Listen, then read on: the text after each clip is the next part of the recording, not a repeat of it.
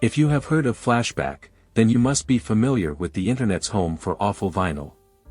And if you think that the well would be running dry, I'm happy to report that there is a seemingly limitless supply of bad album covers, and in no danger of reaching the end. So, enjoy another round.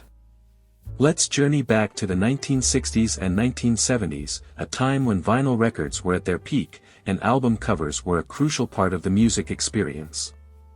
These old photographs reflect a period of past history that may seem alien to some of us today. The photographs capture the essence of an era when music and art collided in the most bizarre ways.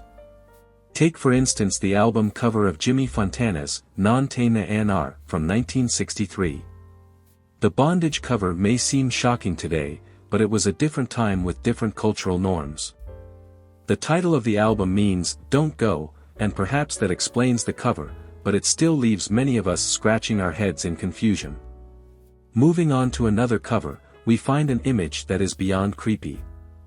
It's hard to believe that such an album cover was once deemed acceptable.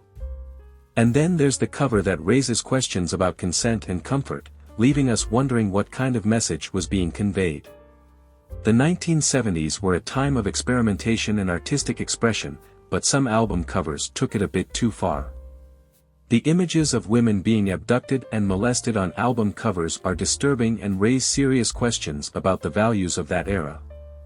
As we immerse ourselves in these images, it's important to remember that they are a reflection of the past, and while they may seem shocking to us now, they were a product of their time. The most exciting part is still ahead, so let's immerse ourselves in the images and reminisce about that era. The Vinyl Hall of Shame is filled with countless examples of bad album covers, and these photographs remind us of a time when music and art collided in the most bizarre ways.